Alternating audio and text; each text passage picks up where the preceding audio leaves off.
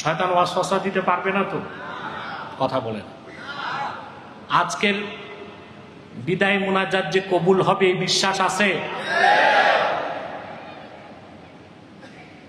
সুবহানাল্লাহ। রাসূলুল্লাহর উম্মত যখনই সম্মিলিত মুনাজাত করে আল্লাহ কবুল করেন।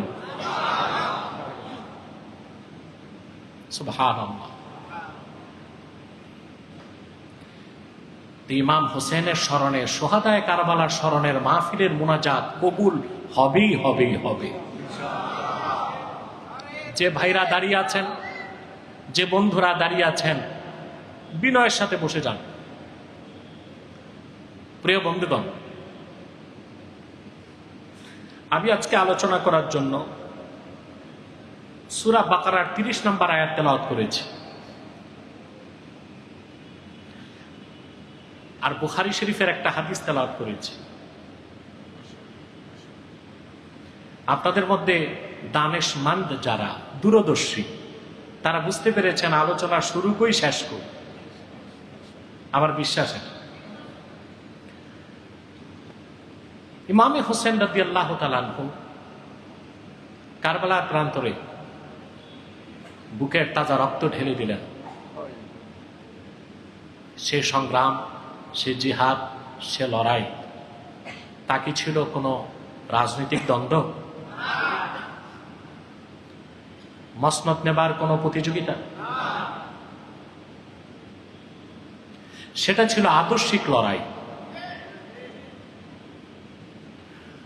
মুসলমানদের রাজনৈতিক আদর্শ কি হবে, আর কোন রাজনৈতিক ভিত্তির উপর মুসলিম স্টেট গড়ে উঠবে,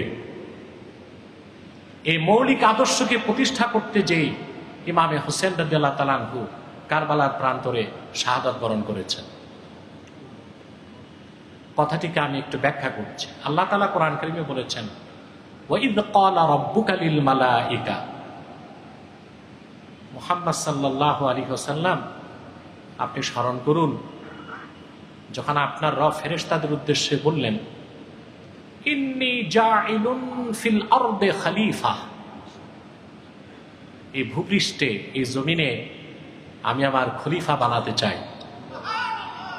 এখানে জায়েল খালেকের অর্থে আসবে।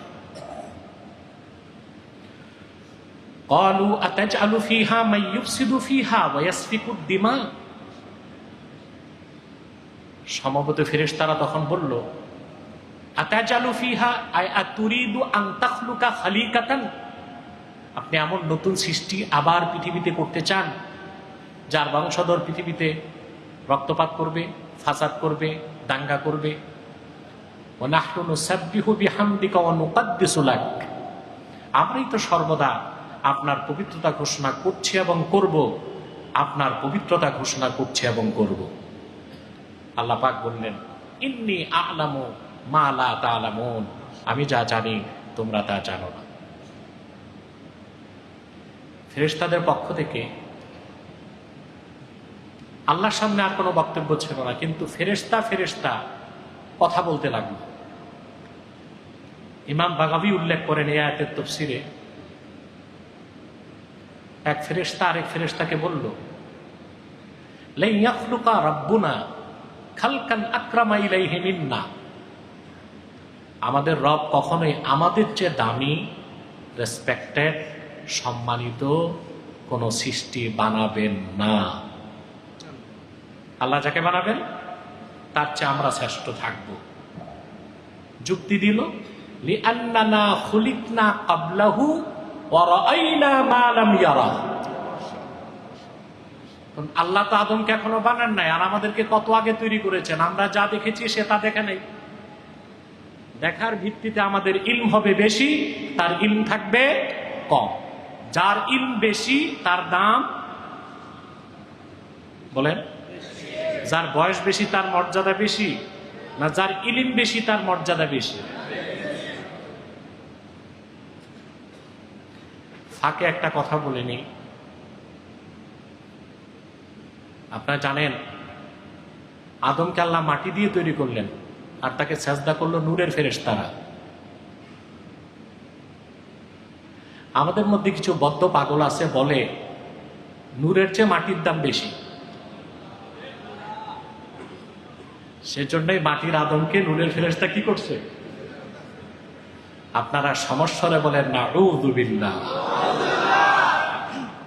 কোনদিন নূর থেকে মাটির দাম বেশি হতে, আসলে তো আদম মাটির তৈরি, ফেরেশতারা নূরের তৈরি। ঘটনাটা ঘটলো কেন? তার প্রথম জবাব, আদম ছিল কেবলা, আদমের কপালে ছিল নূরে মুহাম্মাদি।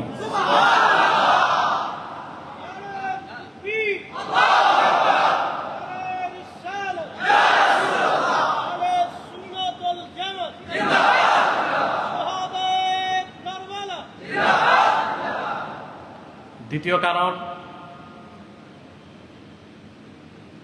আদমকে আল্লাহ ইলম দান করেছিলেন, আর ইলম হচ্ছে নূর।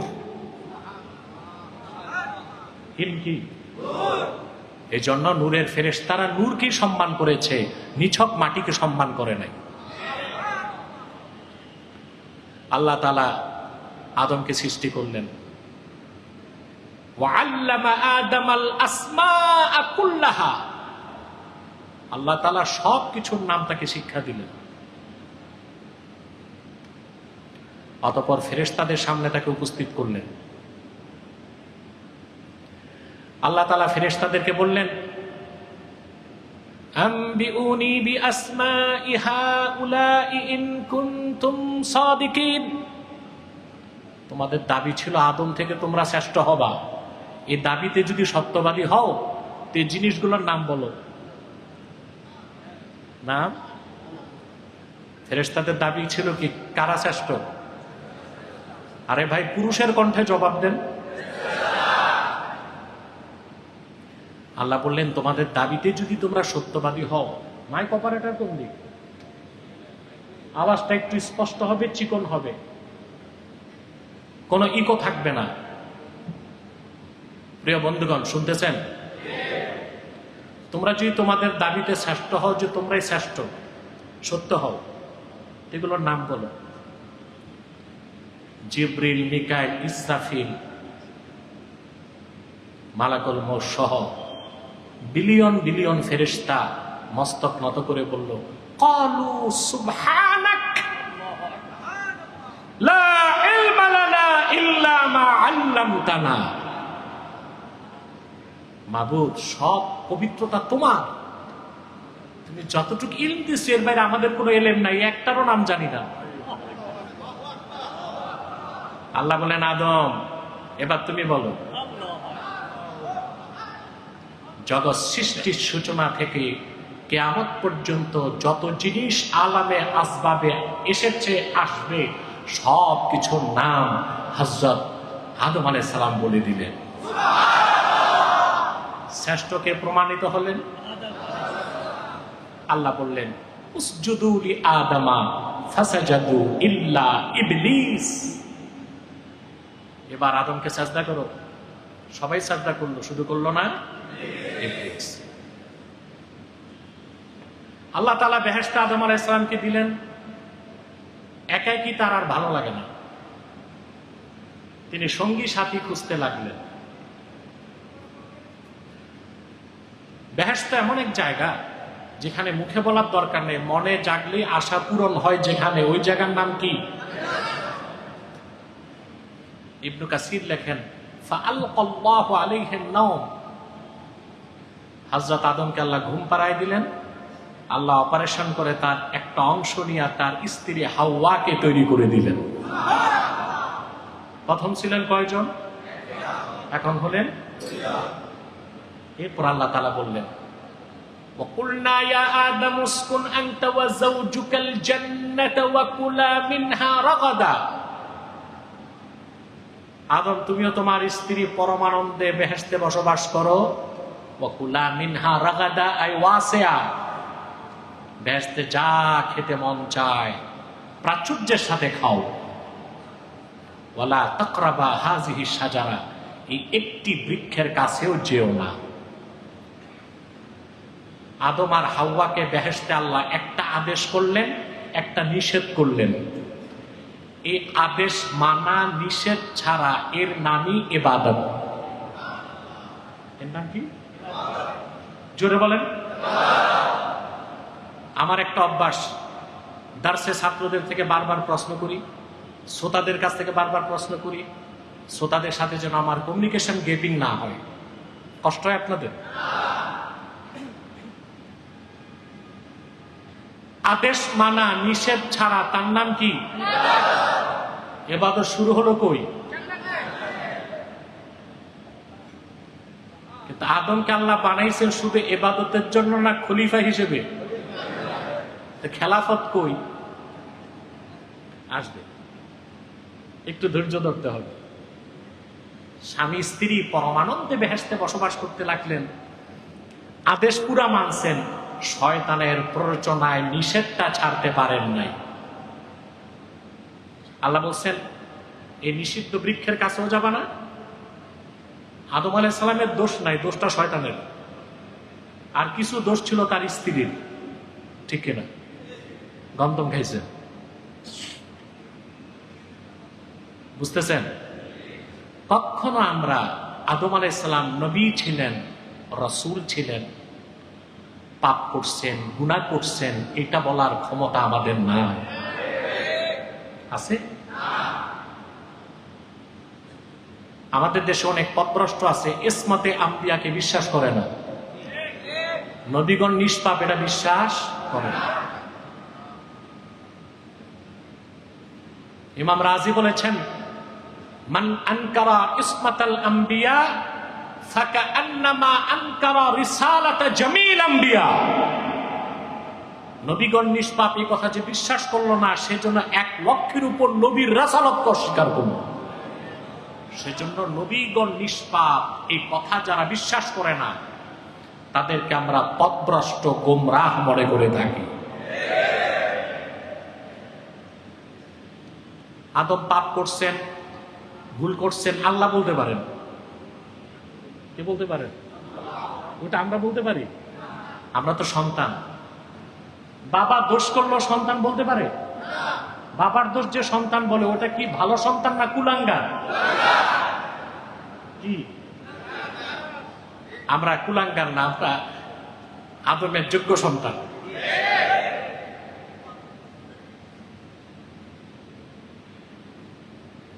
আল্লাহ তাআলা বেহেশত থেকে দুজনকে বের করে দিলেন, আদমকেও হাওয়াকে। আসলেন পৃথিবীতে, শত শত বছর তওবা করলেন, তওবা কবুল হয় না। হঠাৎ মনে পড়ছে আল্লাহর হাবিবের কথা। মুআজাম তাবারানী, মুস্তাদরাক আলা সাহিহাইন সহ মাওয়াহিবুল্লাহ দুনিয়া, শারহে মাওয়াহিব, 5টা বিশুদ্ধ সনদে হাদিস বর্ণিত হয়েছে। আমরা মওযুটাকে বাদ দিব, সহিটাকে তো মানতে হবে। আদম আলাইহিস সালাম আল্লাহকে বলেছেন, আল্লাহ মুহাম্মদ সাল্লাল্লাহু আলাইহি ওয়াসাল্লামের ওসিলায় আমাকে মাফ করো। আল্লাহ বলেছেন, কাইফা আরাফতা মুহাম্মাদা ওয়া লাম আখলুকহু। মুহাম্মদ সাল্লাল্লাহু আলাইহি ওয়াসাল্লামকে চিনলা কেমন করে, এখনো তো পাঠাই নাই। আদম বললেন, আল্লাহ সাজদা থেকে মাথা তুলে তোমার আরশে আজিমে দেখেছি তোমার নামের সাথে মুহাম্মদ সাল্লাল্লাহু আলাইহি ওয়াসাল্লামের নাম লেখা আছে। আল্লাহ বললেন, ঠিকই বলছো, আমার সবচেয়ে প্রিয় আমার হাবিব মুহাম্মদ সাল্লাল্লাহু আলাইহি ওয়াসাল্লাম, তোমাকে মাফ করে দিলাম। আল্লাহর পক্ষ থেকে ওহী আসলো, এইবার শুরু হলো খেলাফত। জান্নাতে ছিল ইবাদত, দুনিয়াতে খেলাফত। সুবহানাল্লাহ। খলিফা অর্থ কি? আদম আলাইহিস সালামকে খলিফা আল্লাহ কেন বলছেন? খলিফার কাজ কি? ইমাম কুরতুবী তাফসীর কুরতুবীতে লেখেন, হাযিহিল আয়াতু আসলুন ফি নাসবি ইমামিন ওয়া খলিফাতিন ইউসমাউ লাহু ওয়া ইউতা। কুরতুবী বলেন, এই আয়াতটাই মুসলমানদের মধ্যে খলিফা নিযুক্ত করা, যার হুকুম মানা হবে, যার কথা শোনা হবে, তার পক্ষে একটি আসল মৌলিক দলিল। খলিফা মানে যিনি আল্লাহর বিধানকে জমিনে প্রতিষ্ঠিত করবেন, তাকে বলা হয় কি? খলিফা। কুরতুবী আরো লেখেন, ইন্নামা সাম্মাহুল্লাহু খলিফাতান লিআন্নাহু ইয়াখলুফুল্লাহ ফিল হুকমি বাইনা খালকিহি। আদমকে খলিফা এই জন্য আল্লাহ বলছেন, আল্লাহর বিধান আল্লাহর সৃষ্টির মধ্যে আদম প্রতিষ্ঠিত করবেন, সেজন্য তাকে আল্লাহ কি বলছেন। আপনারা তো খলিফা বুঝেন না, দর্জিরে বলেন খলিফা। দর্জি কি খলিফা না টেইলার?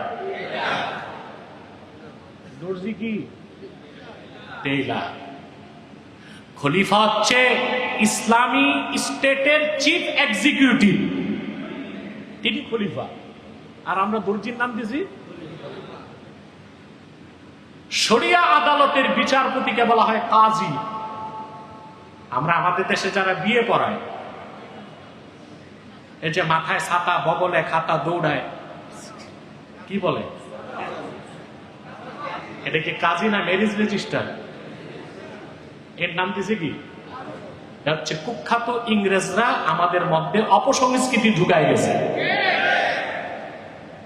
আমরা দর্জিকে খলিফা বলবো না, আর ম্যারেজ রেজিস্টারকে কাজী বলবো না। মনে থাকবে। সাউন্ডটা ক্লিন করো, মাইক অপারেটর পরিষ্কার করো।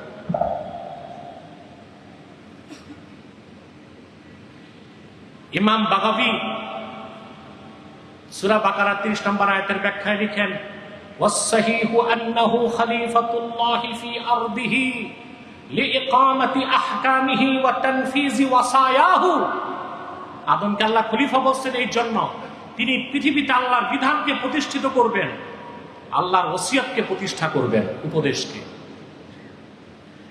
জান্নাতে শুরু হলো আদেশ মানা, নিষেধ ছাড়া, তার নাম আদেশ মানানো, নিষেধ ছাড়ানো, তার নাম খেলাফত। আবার বলছি, আদেশ মানানো, নিষেধ ছাড়ানো, তার নাম কি? জোরে। আদম দুনিয়াতে আসলেন, শুরু হলো কি? খিলাফা। আল্লাহর আদেশকে জমিনে প্রতিষ্ঠিত করা, আল্লাহর নিষেধকে বাস্তবায়ন করা, এটাই খেলাফতের মূল লক্ষ্য এবং উদ্দেশ্য। আদম আলাইহিস সালাম তা করলেন। তারপরে পৃথিবীতে আসলেন একের পর এক পয়গম্বর। সুবহানাল্লাহ। আল্লাহর জমিনে আল্লাহর দ্বীনকে প্রতিষ্ঠিত করতে। সবার ইসলামকে নির্বাচনে বিজয়ী